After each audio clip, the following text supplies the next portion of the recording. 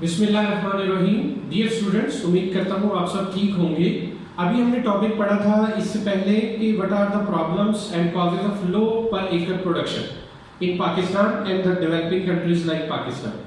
اب جو ٹاپک ہم پڑھنے لگے ہیں وہ میتھڈالوجیز ہیں، وہ سولوشن ہیں، وہ رائولری اور ریولوشنری اسٹیپس ہیں جن کے ذریعے ہم اپنی پر ایکر پروڈکشن کو انکریز کر سکتے ہیں یا اپنی لو پروڈکشن کے جو ایشوز ہیں ان کو ریزالو کر سکتے ہیں.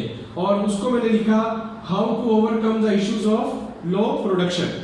تو بیٹو جب ہم ڈسکس کرتے ہیں سب سے پہلے ہم نے اس میں لکھا اکنامک ہولڈنگز.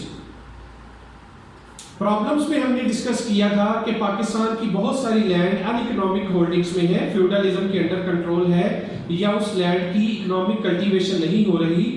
تو سب سے پہلے اگر گورنمنٹ ان لینڈز کو اکنامک یوز کے لیے کلٹیویٹ کرے اور بیکار اور یوز لیس زمین کو مختلف فارمرز کو اور ٹیننٹس کو لیز پر دے اور ایک long period of time lease پر دے، تو اس سے ہماری جو پروڈکشن ہے اس کی اوور آل پروڈکشن میں اضافہ ہوگا، کیونکہ جو زمین جو ریسورسز ناٹ بینگ یوٹیلائزڈ اگر ان کو ہم یوٹیلائز کریں گے تو ہماری پیداوار بڑھ سکتی ہے. پھر اسی طرح agriculture mechanisation. This is an important word, that is mechanisation. What is mechanisation? Mechanisation mean use of modern technology in agriculture sector. When the agriculture sector is mechanized in form of biological transformation, hydrological transformation and institutional transformation. جب ہم اس agriculture sector کو mechanised کر لیں گے کہ ایک کسان ایک ان پٹ کو خرید کر آؤٹ پٹ کرنے تک اس کی کیا پروڈکشن ہوگی، کیا کاسٹ ہوگی اور وہ کن مراحل سے گزرے گا اور کون کون سی لیٹسٹ ٹیکنالوجی کو یوز کرے گا، جب ہمارا فارمر اتنا ٹرینڈ ہوگا تب ہماری ایگریکلچر سیکٹر کو انکریز کرنے میں مدد ملے گی. سو agriculture mechanisation is a key factor to increase over all production of the country. پھر ہم دیکھتے ہیں credit and capital facilities. The major issue in agriculture sector is that our farmer is poor and he does not have so much capital or credit facilities so that he can manage the whole year production for not only for itself but for the country as well. تو جب ہم یہ دیکھتے ہیں کہ اگر ہمارے کسان کو، ہمارے ایگریکلچر سیکٹر کو زیادہ سے زیادہ کریڈٹ فیسلٹیز پرووائڈ کی جائے at a low mark up rate and for a long period of time, اور کیپٹل کی فیسلٹیز پرووائڈ کی جائے، اسٹوریج ہاؤسز پرووائڈ کیے جائیں، ٹریکٹرز، تھریشرز بہت ہی لو مارک اپ ریٹ پر پرووائڈ کیے جائیں، تو اس سے کسانوں میں ان ٹیکنالوجیز کو استعمال کرنے کا ایک جذبہ بڑھے گا، اٹریکشن آئے گی اور ہماری پروڈکشن کو بڑھایا جا سکتا ہے. اسی طرح water logging and salinity. Dear students, ہم نے ڈسکس کیا تھا سوئل ڈیزیزز. سوئل ڈیزیزز میں نے آپ کو دو نام اردو میں بتائے تھے، ایک کو میں نے سیم بولا تھا اور ایک کو میں نے تھور بولا تھا. یہ دو پرابلمز ہیں، ایک کو واٹر لاگنگ کہتے ہیں، ایک کو سیلینٹی بولتے ہیں. واٹر لاگنگ کیا ہوتا ہے؟ when the level of water under the surface comes so high to the soil land that it does not remain able to have production. جب زمین میں زیر زمین پانی کی سطح بلند ہو جائے اور اتنی بلند ہو جائے کہ اس پر ہم اپنی پروڈکشن نہ کر سکیں، تو زمین کی اس پرابلم کو واٹر لاگنگ بولتے ہیں. اینڈ سیلینٹی سے مراد ہوتا ہے کہ زمین کے منرلز زمین میں سے نکل کر سرفیس ایریا پر آ جاتے ہیں، اور اگر کبھی آپ ایسی زمین دیکھیں گے تو آپ کو وہ نمک جیسی وائٹ نظر آئے گی، تو سمجھ لیں کہ اس زمین کو جو ڈیزیز ہے وہ سیلینٹی کی ہے، یعنی تھور کا پرابلم ہے. تو سیم اور تھور، ان دو بیماریوں پر قابو پانے کے لیے گورنمنٹ کو حتی الامکان کوشش کرنا ہوگی تاکہ زیادہ سے زیادہ لینڈ کو انڈر کلٹیویشن کیا جائے. پاکستان کی 7% کلٹیویٹیبل لینڈ سیلینٹی اینڈ واٹر لاگنگ کی وجہ سے بیکار ہے، 7%. اس کے بعد دیکھتے ہیں پلانٹیشن. پلانٹیشن سے مراد ہے زیادہ سے زیادہ زمین کو قابل استعمال بنانا اور وہاں پر نئی سے نئی ٹیکنالوجی کا استعمال کرنا، اور مزید جو پلانٹیشن ہے لائک ایگریکلچر سیکٹر ڈکلیئر کرنا، یہ تمام چیزیں پلانٹیشن کے زمرے میں آتی ہیں. تو ہمارے ملک کی بہت ساری ایسی مخصوص علاقہ جات ہیں، اگر انہیں ایگریکلچر سیکٹر ڈکلیئر کر دیا جائے، اسے انڈسٹری کا درجہ دے دیا جائے، وہاں گورنمنٹ اپنی مشینری کو امپلیمنٹ کر دے، تو ہماری بہت ساری جو پروڈکشن کی پرابلمز ہیں ان پر اوور کم کیا جا سکتا ہے. پھر دیکھیں consolidation of land. What is the meaning of consolidation of land? When we discuss about consolidation of land, the land have certain problems. ہماری جو زمین ہے اسے لیٹیگیشن کی پرابلم ہے، اس کو پونک اور شو کے لیے بیکار رکھا جاتا ہے. کنسولیڈیٹ سے مراد ہے اس زمین کو قابل کاشت بنانا اور اپنے نیشنلائز کرنا، اپنے اختیار میں لینا. تو ڈیئر اسٹوڈنٹس، جب تک ایگریکلچر سیکٹر کو گورنمنٹ اون نہیں کرے گی، ہم اس کی پروڈکشن کو نہیں بڑھا سکتے. اسی طرح better facilities of irrigation. What we have discussed that the government of Pakistan does not have so much or adequate facilities of irrigation. یعنی پانی فصلوں تک پہنچانے کے لیے جو ہمیں لینڈ ایریا چاہیے، جو پائپ چاہیے، جو نالیاں جس کو اور کھالے بولتے ہیں وہ چاہیے، جب تک وہ نہیں بنے گی، پانی نہروں سے فصلوں تک نہیں آئے گا، تب تک ہم اپنی پروڈکشن کو نہیں بڑھا سکتے.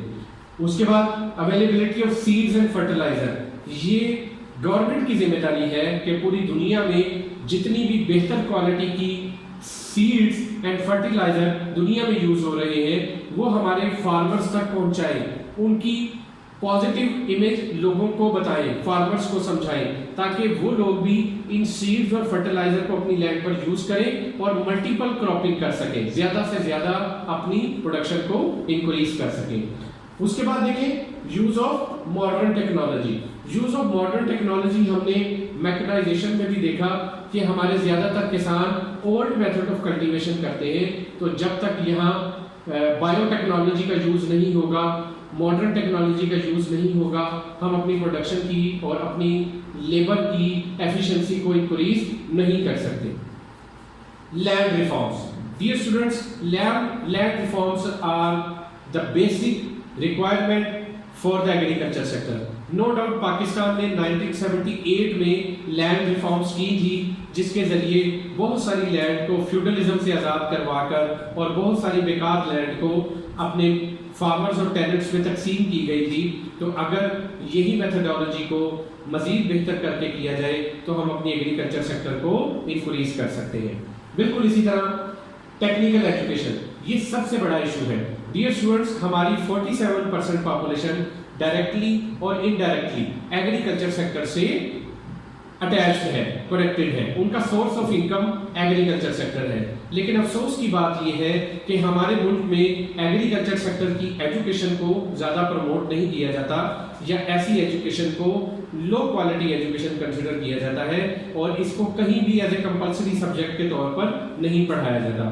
تو جتنی زیادہ ہم اپنے اربن اور رورل سیکٹر کے لوگوں کو ٹیکنیکل ایجوکیشن دیں گے، انہیں ایگریکلچر ریفارم سے ریلیٹڈ، ایگریکلچر کی ٹیکنالوجی سے ریلیٹڈ اگر ہم انہیں ایجوکیشن دیں گے تو وہ اپنی لینڈز پر اور اپنے ادر سیکٹرز پر ان ٹیکنالوجیز کو یوز کر سکتی ہے. ڈیری فارمنگ کے لیے یوز کر سکتی ہے، پولٹری فارمنگ کے لیے یوز کر سکتی ہے. جتنی زیادہ ٹیکنیکل ایجوکیشن کو ہم پروموٹ کریں گے، ہماری ایگریکلچر پروڈکشن اتنی زیادہ انکریز کرے گی. بالکل اسی طرح ریسرچ اینڈ انوویشن ایک اور میجر ایشو ہے. ہماری ایگریکلچر سیکٹر میں ریسرچ اینڈ انوویشن نہیں ہے. ماڈرن کنٹریز میں زیادہ سے زیادہ فوکس ریسرچ پر کیا جاتا ہے اور نئی سے نئی انوویشن پر کیا جاتا ہے، تاکہ کم سے کم وقت میں کم سے کم لیبر سپلائی کی مدد سے کم کاسٹ لگا کر، لاگت لگا کر زیادہ پروڈکشن کی جائے.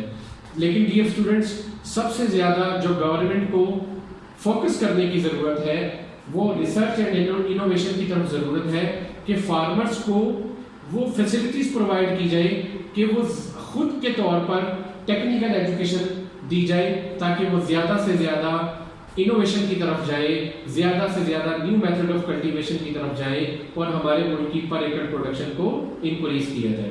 So far as what we have discussed the different solutions، اس میں آپ کو بتاتا چلوں کہ گورنمنٹ نے کچھ سٹیپس لیے. اس میں انہوں نے گرین ریولیوشن کے نام سے جو ہے وہ ایک پورا ایک اسکیم اناؤنس کی پرائم منسٹر نواز شریف کے دور میں 1990s میں، اور اپنا کماؤ اپنا کھاؤ کے نام سے جو ہے وہ 90s میں اس جو سلوگن ہے اس کو بڑا ایک پروموشن ملا اور ایگریکلچر سیکٹر کو بہت زیادہ پروموٹ کیا گیا، اور اس دوران ہماری ایگریکلچر سیکٹر میں خاطر خواہ اضافہ بھی ہوا، G D P growth rate increase کی، ہماری امپلائمنٹ لیول انکریز کیا، ہمارے ملک میں ایگریکلچر سیکٹر کو انڈسٹری کا درجہ ملا، لیکن پھر بھی اس سیکٹر کو بہت زیادہ امپورٹنس کی ضرورت ہے، because it is the backbone and basic infrastructure of all the industries related to agriculture sector.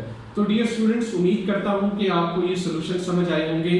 اب ہم اس کے بعد جو ڈفرینٹ ریفارمز کی گئی ایگریکلچر سیکٹر میں ان کو ڈسکس کریں گے۔ آپ اسٹوڈنٹس کا کام یہ ہے کہ آپ ان سولوشنس کو پڑھیں اور اس کے ساتھ مختلف ٹائم پیریڈ میں، جو میں یہاں ٹائم پیریڈ لکھ رہا ہوں 1980 to 90